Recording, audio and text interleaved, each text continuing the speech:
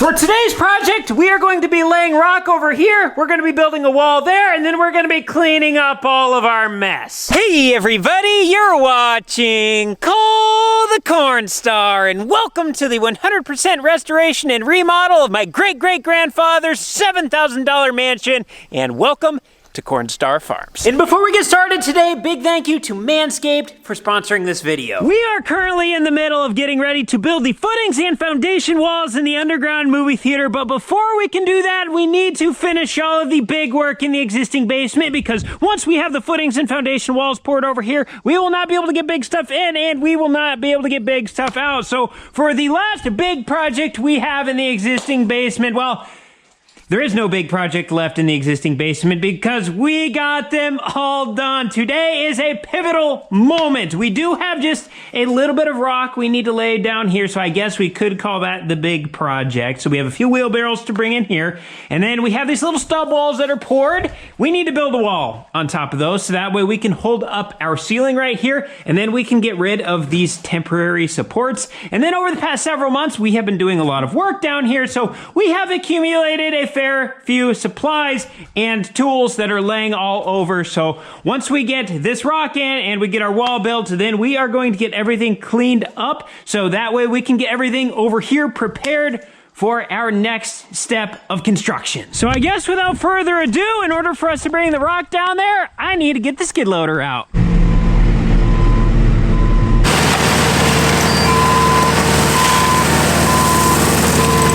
Look how much more convenient this is due to the fact that we do not have the footings and foundation walls poured in the underground movie theater yet. We could drive the skid loader down. The bucket is completely full of rock, so we can just bring it right up here. Now we just have to shovel from here into the wheelbarrow, and then we just wheelbarrow it right over into here, dump it, and then we spread it out, and easy peasy.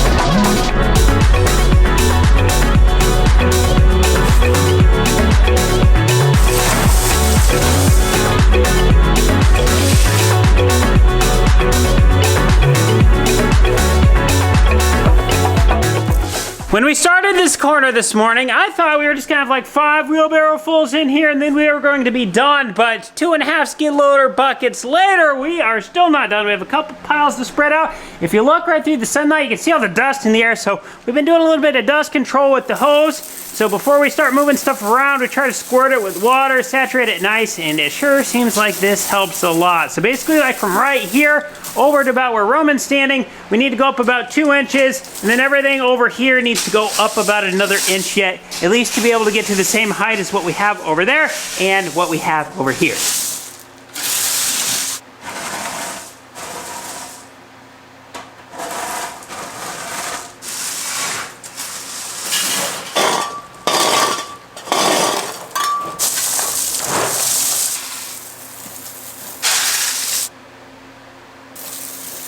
This, ladies and gentlemen, was a prime example of a job that we thought was going to take 15 minutes that turned into an hour and 15 minutes. But the good news is we now have this done. Everything is all leveled out. We did make this 1/2 inch higher than the grade that it's going to be on the final, because once we run the compactor over this, it's going to pack it down just a little bit lower, and then also when we're walking on it, so we wanted it just a little bit high. But now that this is done, we're ready to get some wood together to be able to build this wall. Underneath our wreckage pile over here are the first boards that we are going to need. These are 2x6s that are ground contact treated, so these are going to be the ones that actually sit right on top of the concrete and touch it. And then the ones that are going to be vertical, we have 3 over here. I think there are a couple more hiding somewhere in the house.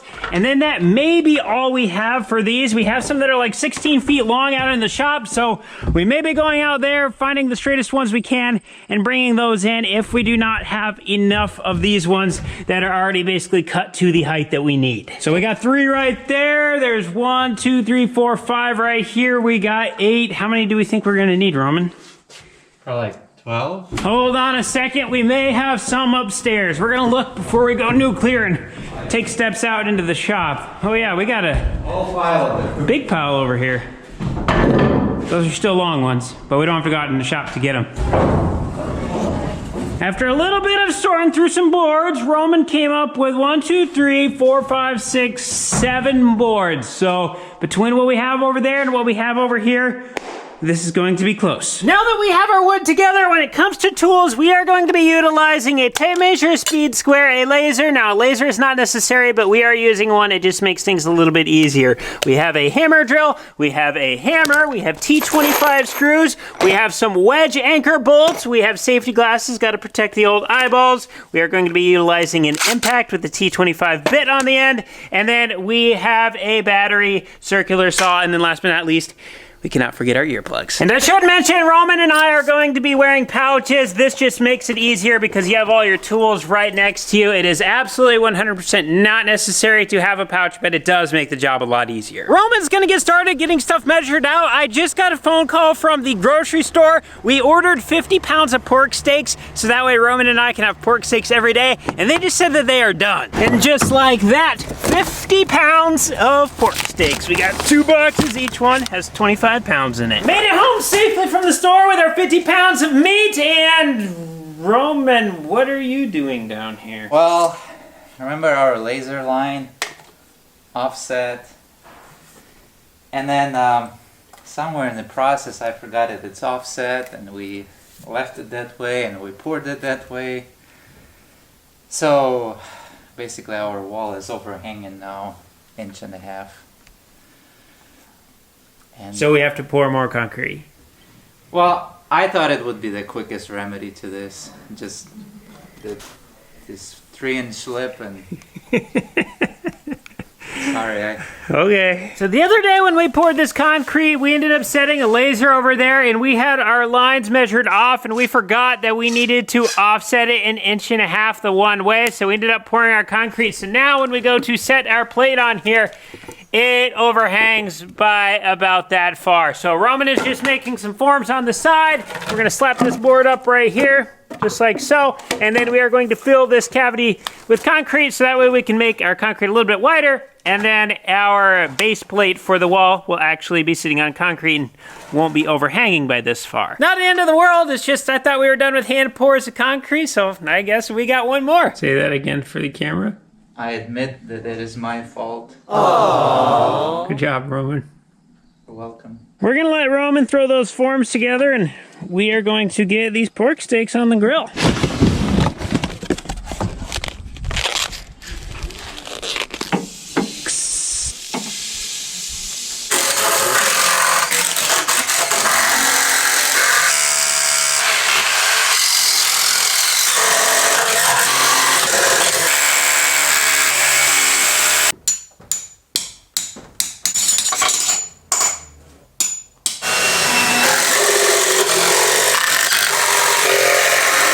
Steaks are on the grill up there. Roman has some concrete ready to go in the mixer. He's got the forms all good to go. We got a piece of rebar down in there. We're gonna pour this thing, and then as soon as we get it poured, we're gonna eat. Pause on the concrete for just a minute. Ladies and gentlemen, if you have or know anybody with a bunch of hair, do I have the thing for you. I introduce the Beard and Body Bundle from Manscaped. First up, the star of the show, the Lawnmower 5.0 Ultra. With interchangeable heads, this thing is a true 2-in-1. You get all the rough stuff with the trimmer blade, then you just pop it off, and then you put on the foil blade, and you can get things nice and smooth. And these are both designed with skin-safe technology. It also has not only one light setting, but 2. It is also waterproof. I also introduced the Beard Hedger. This thing has a titanium-coated stainless steel blade. The battery lasts for an hour, and then watch the guard. We have 20 different lengths that we can set this to thanks to the zoom wheel. Did I mention waterproof? Once again, this is the Manscaped Beard and Body Bundle. This features both the Beard Hedger and the Lawnmower 5.0 Ultra. If you would like to level up your grooming game, bundle up and save and get 20% off plus free international shipping when you use code COLE at manscaped.com. That's 20% off plus free shipping with the promo code COLE at manscaped.com.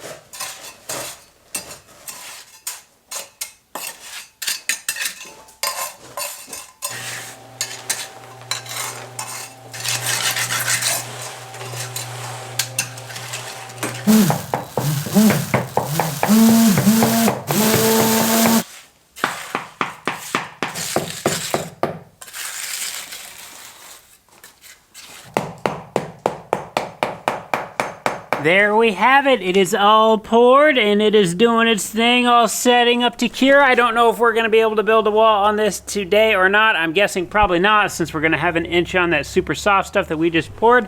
But we're going to go lunch and then we'll figure it out after that. Pork steaks, onion, tomatoes, and peppers. Cooper and Zach and me, we were over at the main farm getting the AGI Westfield auger hooked up to the tractor, getting ready. Gonna get it set up to one of the bins for beans. Probably looking at maybe a week yet, it's hard to say, but beans are coming and we need to be ready. The AGI Westfield auger, the lights ain't working on it, and sometimes at night when we're unloading our trucks and stuff, this is lit up pretty nice, so it's kind of nice to be able to see around here. So they're trying to figure out what's maybe not, and we found a few wires that mice have chewed, so getting her determined. Had to take a quick minute out of some beep beeps, but we found it. Cooper found it. The fuse is going in now. We're gonna see if this light works. Oh, whoa, that's bright. This one's working for sure, so that's a good thing. Good job, Zach. Good job, Coop. Even on the very top of the auger, going in the bin, there's a nice bright light up there. One right there looking out to the trucks. Right up here's a nice light looking down. So when it's dark out here at night and we're bringing beans in to unload, it's really nice to be able to see. Got the auger all set up over here, ready for beans, but the beans ain't quite ready, but at least we got things set up. Lunch is now over, so it is Roman's turn to come up with our workout for today. Not after lunch. Why not? Hour later. Need to settle a little bit. So in other words, your workout is to take a nap. Okay. With lunch now being over, looking at our concrete that we just poured, this is still wet. So we are not going to be building anything on top of these today because we need to let that set up. So we are now going to start cleaning. The way I like to go about cleaning up projects is by getting rid of all the trash first and then addressing the tools. So that way you're just not looking at as much clutter, and it makes it feel a little easier.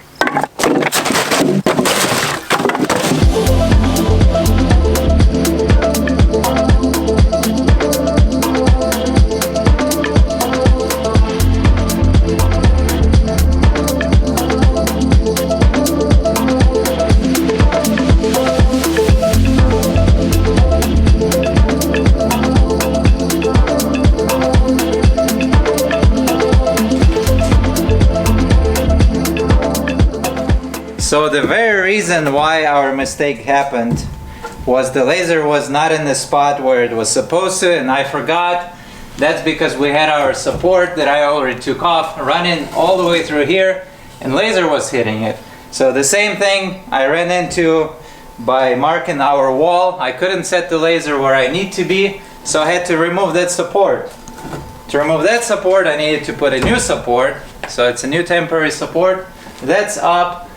The old one is gone, and now I'm cutting these tails off. I already cut the two, and I'll finish cutting the rest, and at that point we'll be clear to start building the wall, and actually marking it first and then building it.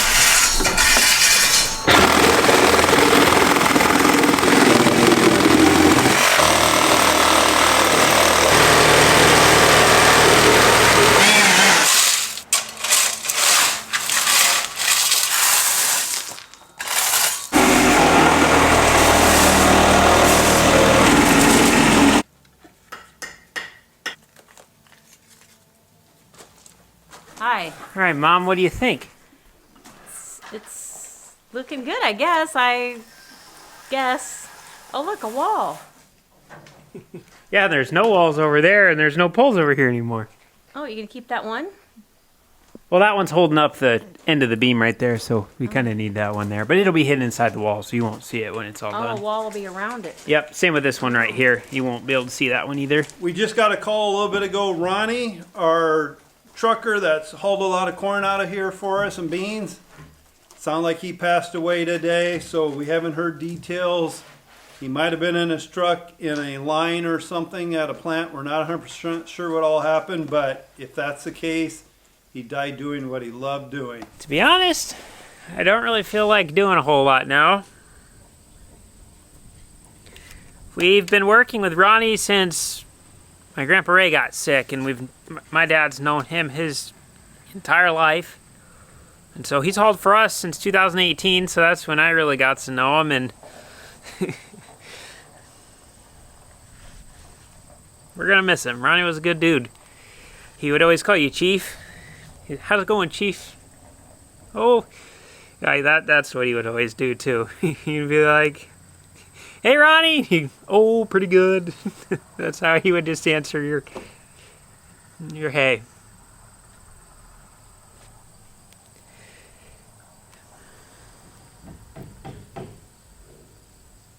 You know, when you're a little kid, you just think everybody's gonna live to be 100.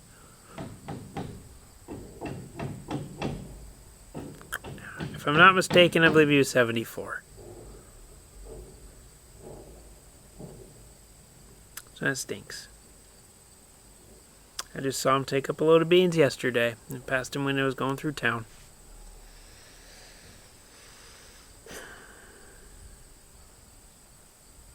I guess I just want to take a moment to say thank you, Ronnie. And you're going to be missed. To be honest, it just feels really disrespectful to kind of go back to work right now and just be filming as if nothing happened. So I'm actually going to call it a night tonight, and I'll be back in the morning. It's now about 24 hours later. It is super windy outside today, and it's about 85 degrees, so the wind is helping with the little black bugs that are flying around and wanting to bite, and being 85 degrees, it is actually going to be probably the last hot day of the year. Looking after today, it's dropping into the 70s and the 60s, and it's probably just going to keep getting cooler from there. But I wanted to show you guys something. I found my absolute favorite thing in the entire house. My family came over the other day, and look at this. My sister drew her handprint right here. Edward, my oldest little boy, he drew his handprint right here. And then Zeke, look, my youngest, he drew his handprint right here. So this is my favorite thing about the entire house. This is cool. And then, you know, Dad had to put his handprint right in the middle of both of the boys. So I don't know why Neva didn't put her handprint, but that's all it's missing. I just wanted to show this because honestly, this is my favorite thing about the entire house. And we're making stuff big, we're making stuff cool, but honestly, that stuff means absolutely nothing without your family, and this represents my family, which is why it's my favorite. Jumping back into the basement now, we got a lot done cleaning things up. Cleaning is one of those things, it doesn't really feel like you're getting a whole lot done because you're just moving things around, but it makes the project so much more efficient when you know where things are and you're not working on top of yourself all the time. So we ended up kind of breaking the basement down into different little working stations, I guess you could say. So we kind of have concrete corner over here, we have plumbing corner over on this side, and then we just kind of have like power tool station here in the middle, and I even made a little section right here just for the tape measures because it seems like you can never find a tape measure when you're looking for it. So if we need one, we know they're going to be right there. And then over here we have the little wood station. Most of this stuff was used for concrete forms, so it's kind of got, you know, concrete stuff on it. So since we're going to be doing concrete work outside yet, if we need anything, we can just come right here. And then pretty much anything impact related, screws or Sawzall blades or anything like that, or if you need a new chuck for your impact, that's all going to be located right in here. And then look at this, is probably my favorite part of the little cleanup that we did. This pole is metal, so with all of our levels, or as Roman calls them, a plumb stick when they are in this form, they have magnets on them, so you can just mount them right there, and then you can actually find them, because it seems like levels and tape measures, well, levels, tape measures, and pencils always disappear. So this is giving us a place where we can always find our levels. Now this room we pretty much have completely clean. We do have the sink that is laying on the floor. It used to be right there, but it currently has a water line to it, so we need to get some sort of plug where we can cut this line, and then we can end up plugging it, and then we can get this sink out. But otherwise, We got this room pretty much empty. We don't need to really do anything here yet, at least until we get concrete in, which is going to be a little while. But otherwise, we got this area. Roman got everything all formed up, poured. This looks super good. And then he ended up taking out a bunch of wood up here and he re-supported the bottom side of this landing. So this is all ready to be built upon. We basically just need to build it now. On the other side of Roman's little temporary support, we decided to kind of utilize this under area for some storage. So we got some nice spots for our extension cords because those things always seem like they get tangled up so bad and then you can never find the one that you're looking for. So when they're hanging up, it's gonna make it a lot easier. And then we just have the shovel corner. So shovels are handy when you need them, but when you don't need them, they can be in the way, especially when you have like 12 of them down here. And why we have 12 of them when there's only 2 of us working down here, I don't know, but they're over in that corner. Now, if we would have got this wall done today, we would have really just had 2 more big things to get in and out of this door. The first one would be once this wall is here, we are going to have a post system right here on the corner of this concrete, and that is going to come up and we are going to have a big I-beam that is going to tie right into this one. So the I-beam is going to be our header. So we're gonna have to be able to get that in through here.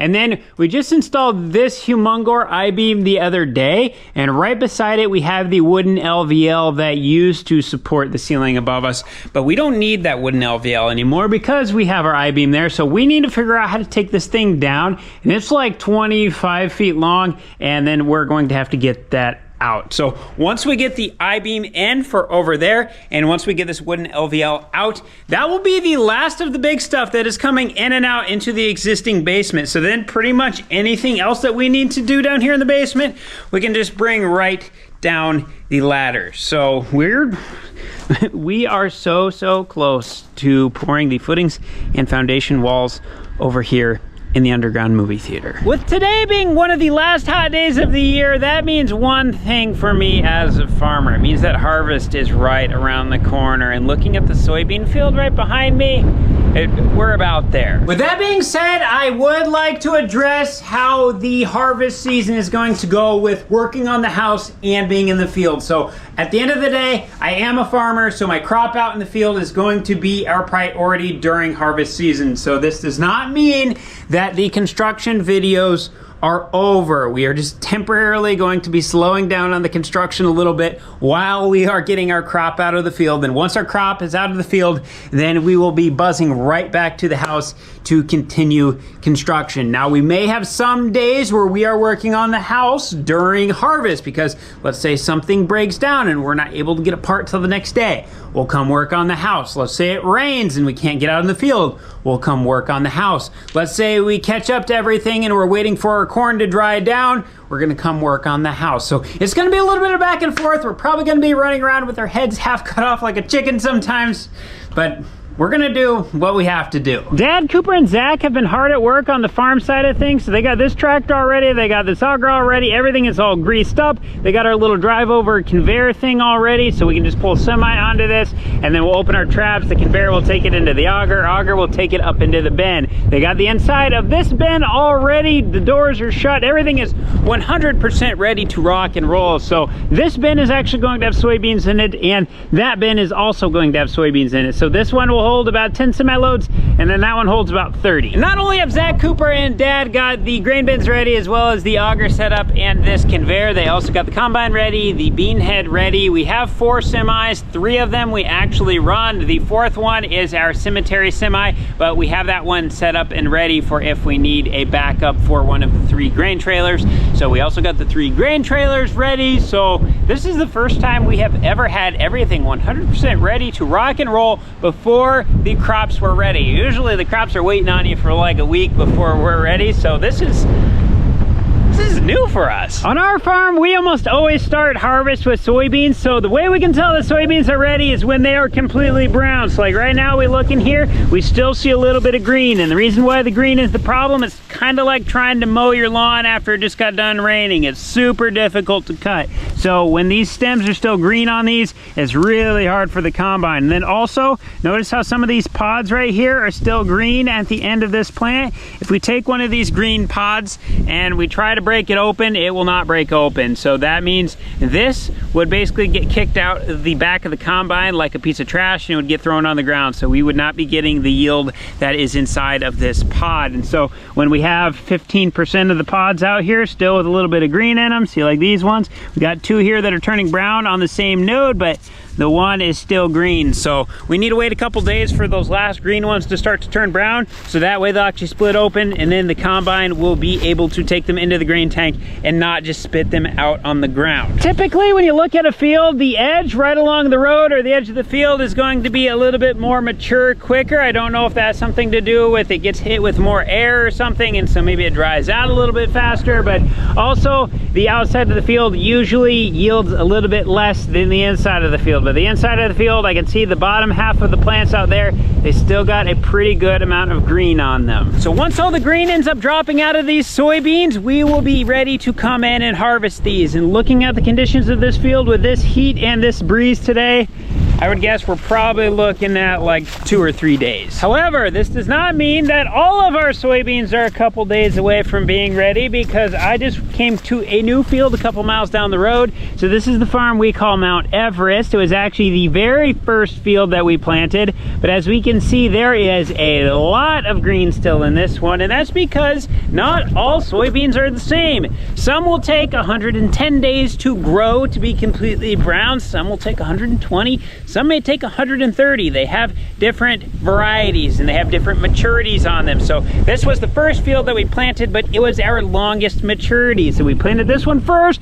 we planted the one right across the road second, then we planted the one right across the creek third, and then the first field that we were just in, that's a couple days away, that was the one that we planted fourth. So the first field, because it is a longer maturity, this one probably has, I would say, at least a strong week before we're thinking about pulling into this one. And we actually do this on purpose, so that way all of our soybeans are not ready at exactly the same time. The idea is to have one field that is completely ready, completely ripe. You come in and harvest it, and as soon as you're done with that one, then the next field is just getting completely ready and completely ripe. So then you come in and harvest that one. So then that way you're not getting things like if they get too dry, the pods will literally just split open out in the middle of the field and they'll drop beans. If wind comes in, it'll split pods open and drop beans. So you kind of want to be there right exactly as the field is ready, so then that way you are minimizing that risk window of, say, weather coming in and knocking some beans out of the pods, which when beans fall out of the pods, it may seem insignificant, but every 4 soybeans that you find on the ground in a square foot is a bushel per acre. So across the 1,000 acres of soybeans that we have, if we have 4 soybeans on the ground every square foot over every single acre, that's basically like $10,000 of soybeans laying on the ground that we will not be able to harvest. Now as for the corn side of things, we have a little ways to go on the corn yet. This was the first cornfield that we planted. This is campground. We are actually just a couple miles away from the main bin site where the house is. You can see it right there on the horizon. But looking at this corn, this is not like soybeans. When corn is brown, that does not necessarily mean that the ear actually finished becoming fully ripe. And by that I mean we can have a completely dead plant like this guy right here. He's completely dead and it's not going to grow anymore. It's not going to add anything more to this ear, but this ear may not be fully done. And so the only way we can really know is if we pull it off and do a little inspection. By the way, this corn is not sweet corn. This is going to go to ethanol production. So they are going to somehow get the corn alcohol out of it, and then it gets turned into gasoline. And then the little kernels are still left over, and then they end up feeding the kernels to cows. So if you had a steak, that cow would have eaten this corn in order to get big, nice and strong and form big chunks of steak on them. So what we're gonna be looking for here, we actually need to break the ear in half, and I'm gonna be looking at the top half. So I wanna be looking at these kernels. We are looking for a white line on the side of these kernels. If we see a white line, they call that the milk line. That means that it has not reached maturity. So I'm not seeing a white line here, so that's a good sign, but we may not be fully ripe. The only way that we can actually tell is if we pull a kernel off, and then we need to scrape back this little white tip. And if we see a black dot underneath of there, that means we have reached maturity. So looky there, see how that is black? Maybe dark brown. but this has reached black layer. So that means that the plant was no longer supplying any nutrients to the kernels, and this has reached its full physiological maturity, and it is just now on its dry down process. So at this point, the kernels are probably 35% moisture. So the weight of this kernel, 35% of it is water. We need that to get down to about 22% before we're able to harvest. So this corn's probably got 2 to 3 weeks of drying left on it out in the field before we are ready to actually come in with the combine, which is gonna work perfect because we're gonna be combining our soybeans during that time. Heading down the road a couple more miles, we are now at Melvin's farm. This is the field that we planted last, which was actually our longest maturity corn as well. So why I got planted like that, I don't know. It wasn't intentional, but it is what it is. But taking a look at this corn, let's see if we have hit physiological maturity. If I had to guess, I would say we are not there yet. And looking at this ear, I can feel the moisture on it. And if you can feel the moisture on it, like it feels wet, you're almost always not at physiological maturity. This is a really nice ear, but look at this. Oh yeah, she's still strong. Ooh, look at this. Remember that white line I was talking about? You can see the white lines right there in the middle. It's not like a black and white line, but yeah, it's the dark yellow, light yellow. So we're gonna call that a white line. So we still have a milk line on this. So by being able to see that milk line, we have not hit physiological maturity yet. So this probably has, at the weather that they're forecasting, maybe another 10 days on it. So hopefully it doesn't get cool too quick, because we really want this to finish out. If you don't finish out, let's say that white line doesn't get all the way to the bottom and that black layer get formed, then if you get a frost or something and it comes in and it kills the plant where it can't finish out, then you end up losing a bunch of weight. And since we get paid in weight, yield is weight, we want to get as much weight as we possibly can. So hopefully the weather stays nice and warm, so that way this field can finish out. Harvest is by far my favorite time of the year because all of the work we've been doing all year, it is finally coming to fruition, and we actually get to see the fruits of our labor. So getting to pair that with building the underground movie theater at the same time, it's gonna be a little wild, but it's going to be so cool at the same time. But with that being said, this is all we have for today. So thank you so much for watching. We'll see you in the next one.